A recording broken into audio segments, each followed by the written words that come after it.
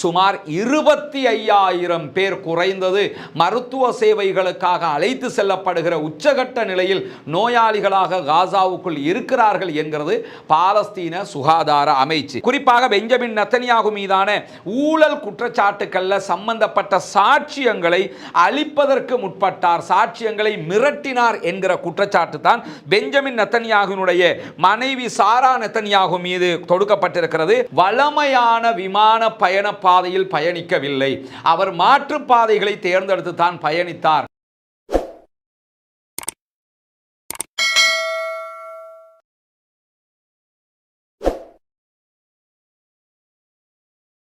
அஸ்ஸலாமு அலைக்கும் வரஹ்மத்துல்லாஹி வபரகாத்துஹு. அன்பிற்கினிய சகோதர சகோதரிகளே, நம் அனைவர் மீதும் ஏக இறைவனுடைய அமைதியும் கருணையும் உண்டாகட்டுமாக என்கிற உயரிய பிரார்த்தனைகளோடு காசாவிலே சீஸ்ஃபயர் ஏற்பட்டு 16வது நாளாக இன்றைக்கும் என்னவெல்லாம் நடக்கிறது என்கிற செய்திகளை தான் பார்க்க இருக்கிறோம். இன்றைய நாளை பொறுத்தவரையில் இஸ்ரேலிய பிரதமர் பெஞ்சமின் நெத்தன்யாகு அமெரிக்கா பயணமாக இருக்கிறார். அமெரிக்க ஜனாதிபதி டொனால்ட் ட்ரம்பை சந்தித்து பேச இருக்கிறார். அதே நேரத்தில் இரண்டாம் கட்ட சமாதான பேச்சுவார்த்தைகள் நடைபெற வேண்டியிருக்கிறது. அதேபோன்று இஸ்ரேலுக்குள் பலத்த ஆர்ப்பாட்டங்கள் நடைபெற்று கொண்டிருக்கிறது. எக்காரணம் கொண்டும் அமெரிக்க ஜனாதிபதி இந்த யுத்த நிறுத்தத்தை சீர்குலைக்கிற விதமான அனுமதிகளை நெத்தன்யாகுக்கு வழங்கக்கூடாது என்று சொல்லி, அதேபோன்று நெத்தன்யாகு பேச்சுவார்த்தையில் கலந்து கொள்ளுகிற சந்தர்ப்பத்திலும் சில ஆர்ப்பாட்டங்கள் நடைபெற இருப்பதான செய்திகள் எல்லாம் இன்றைக்கு வெளியாகி கொண்டிருக்கிறது. இப்படி ஒரு பரபரப்பான சூழல் தற்போது உருவாகி இருக்கிறது. ஏன்னா இந்த யுத்தம் ஃபெயிலியர் ஆயிடுச்சு. அதே போன்று யுத்த நிறுத்தத்தை நம்ம எப்படியாவது சீர்குலைச்சி மீண்டும் ஒரு யுத்தத்துக்கு போனா தான் ஆட்சியை தக்க வைக்க முடியும் என்று நெத்தன்யாகு நினைக்கிறார். நாட்டு மக்கள் எப்படியாவது நெத்தன்யாகுவை வீட்டுக்கு அனுப்ப வேண்டும் என்று நினைக்கிறார்கள். இந்த மாதிரியான ஒரு சூழல் தான் தற்போதைய நிலையில் உருவாகி இருக்கிறது. இந்த நிலையில் இன்றைக்கும் 39 நோயாளிகள், நிரந்தர நோயாளிகள் காசாவை விட்டு ரஃபா கிராசிங் வழியாக எகிப்துக்குள் நுழைந்திருக்கிறார்கள். மருத்துவ சேவைகளுக்காக அவர்கள் அழைத்து செல்லப்படுகிறார்கள்.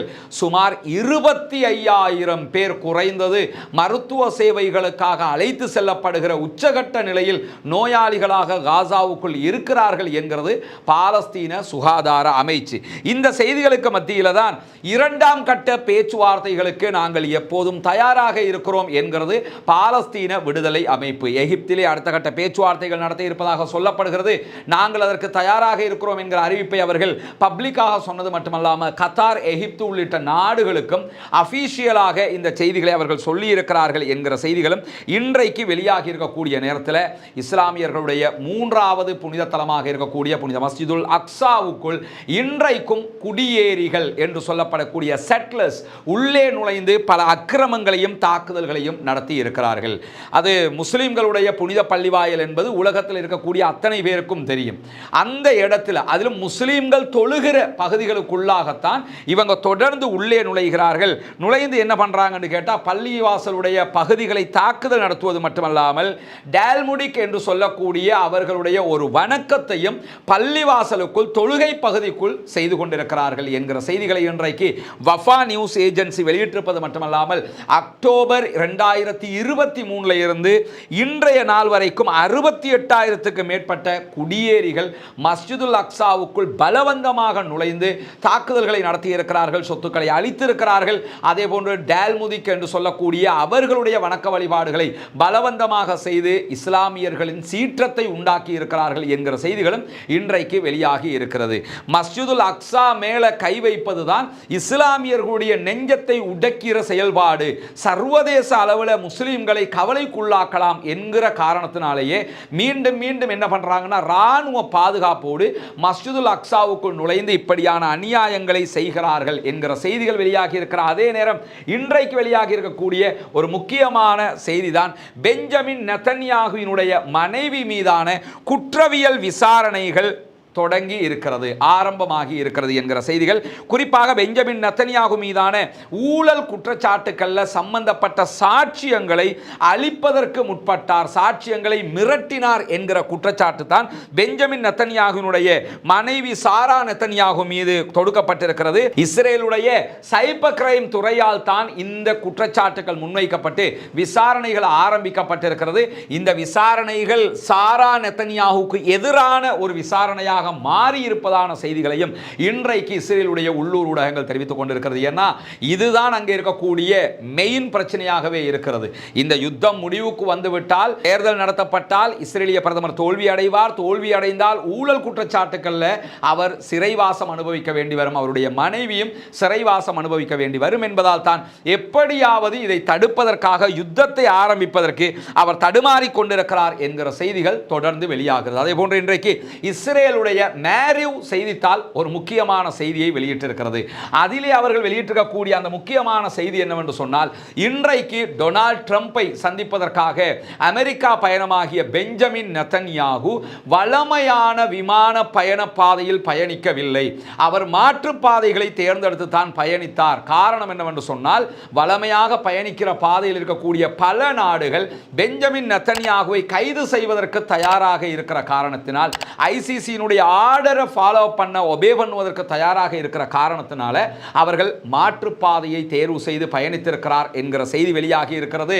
நிலைமை எப்படி மாறிடுச்சுங்கிறத தான் நம்ம யோசிக்கணும். என்னன்னா, பாலஸ்தீன மக்களை அழித்து நாசமாக்குவதற்காக துடித்துக் கொண்டிருக்கக்கூடிய ஒருவர் எந்த வெஸ்ட் நாடுகள் அவருக்கு உதவியாக இருந்ததோ அந்த நாடுகளுடைய வான்பரப்பில் பறக்க முடியாத ஒரு நிர்பந்தம் ஏற்பட்டிருக்கிறது.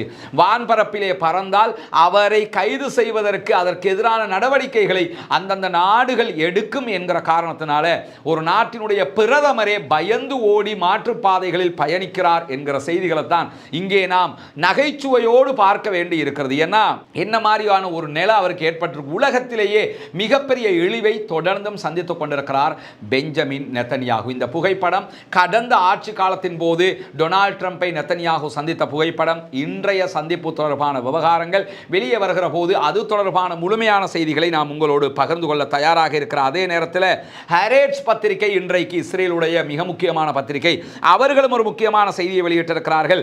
அது என்ன முக்கியமான செய்தி என்று சொன்னால், எப்படியாவது மீண்டும் யுத்தத்தை தொடங்க வேண்டும் என்கிற கோரிக்கையை தான் பெஞ்சமின் நெதன்யாகு டொனால்ட் ட்ரம்பிடம் முன்வைக்க இருக்கிறார் என்பதைத்தான் இன்றைக்கு ஹாரெட்ஸ் பத்திரிகை முன்வைத்திருக்கிறது.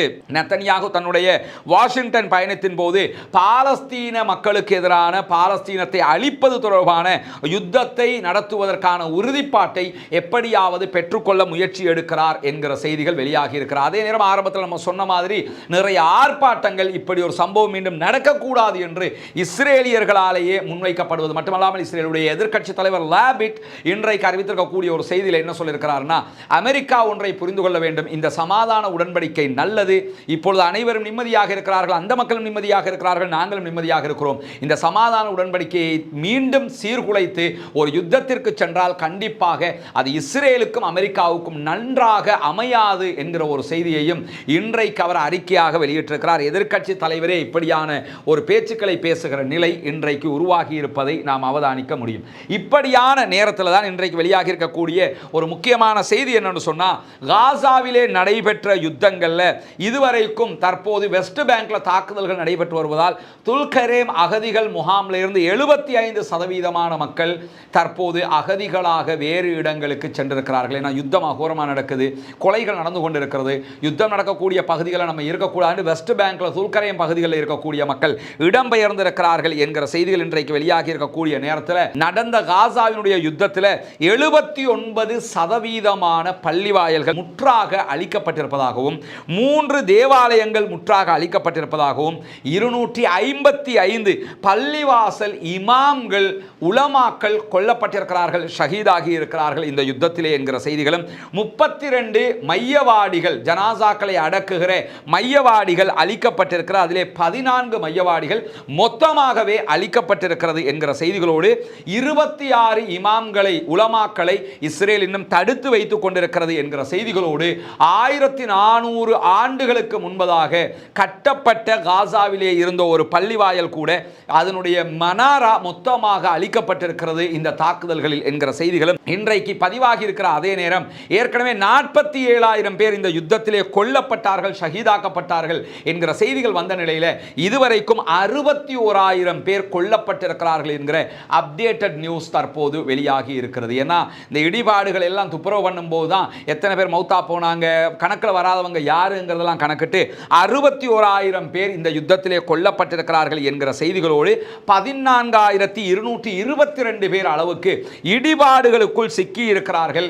இந்த 14,222 பேரையும் எந்த ஒரு மீட்பு குழுவாலும் அணுக முடியாமல் இருக்கிறது. அவங்களுடைய பாடியை வெளியெடுக்க முடியாதுங்கிறாங்க. அவங்க மௌத்தான இடத்துல அப்படியே இருந்துருவாங்க.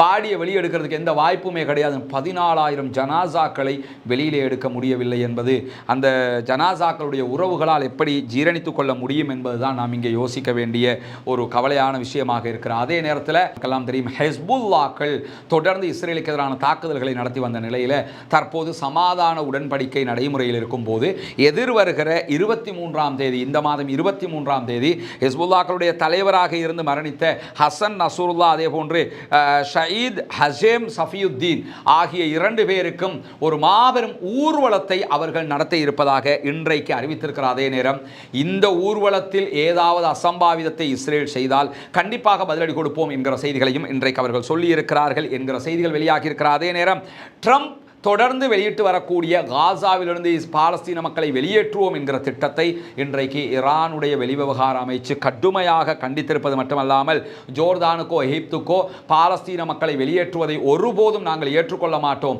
எப்பொழுதும் பாலஸ்தீன மக்களுக்கு துணையாக முடிந்த அத்தனை உதவிகளையும் நாங்கள் செய்து கொண்டே இருப்போம் என்று சொல்வதோடு மட்டுமல்லாமல், நெத்தன்யாகுவினுடைய அமெரிக்க பயணத்தில் பேசப்படக்கூடிய விவகாரங்களை உற்று கவனித்துக் கொண்டிருக்கிறோம் என்கிற செய்திகளையும் இன்றைக்கு ஈரான் வெளியிட்டிருக்கக்கூடிய அறிவிப்பில் சொல்லி இருக்கிறார்கள். இந்த செய்திகள் தான் இன்றைக்கு வெளியாகி இருக்கக்கூடிய மிக முக்கியமான செய்திகளாக இருக்கிற. அதே நேரம் இதை தாண்டின ஒரு முக்கியமான செய்தி இருக்கிறது. அந்த செய்தியை இந்த வீடியோவில் நமக்கு பேச முடியாது. பேசினா ஏற்கனவே நமக்கு 2 சேனல் இல்லாமல் போயிருக்குது. இந்த சேனலும் அந்த விதிமுறைகளை மீறிவிட்டோம் என்கிற மாதிரியான ஒரு நிலை வந்துவிடக்கூடாது என்பதால் நாளைய தினம் பாலஸ்தீனத்திலிருந்து விடுதலை செய்யப்பட்ட ஒரு முக்கியமான இஸ்ரேலுடைய பணைய கைதி எழுதிய கடிதம், அவர் அதில் என்ன சொல்லி இருக்கிறார் என்பதை தனியான ஒரு வீடியோவாக நம்முடைய டெலிகிராம் சேனலில் வெளியிட இருக்கிறோம். டெலிகிராம் சேனலில் இணையாத சகோதரர்கள் இந்த வீடியோவுக்கு கீழே இருக்கக்கூடிய டெலிகிராம் சேனலுடைய லிங்க்ல இணைந்து கொள்ளுங்கள் என்கிற கோரிக்கையும் இந்த இடத்துல விடுத்தவனாக ரஸ்மின் நியூஸ் என்கிற இந்த சேனலை சப்ஸ்கிரைப் செய்யாத சகோதரர்கள் சப்ஸ்கிரைப் செய்து கொள்ளுங்கள். பாலஸ்தீனம் வெற்றி பெற வேண்டும், பாலஸ்தீனம் சுதந்திரம் அடைய வேண்டும், பாலஸ்தீன மக்களுக்கும் தனி நாடு என்கிற தாகம் தீர்க்கப்பட வேண்டும் என்கிற உயரிய கோரிக்கைகளோடு முடித்துக் கொள்கிறேன். வாஹ்ரத் அவானா அல்ஹம்துலில்லாஹி ரப்பில் ஆலமீன்.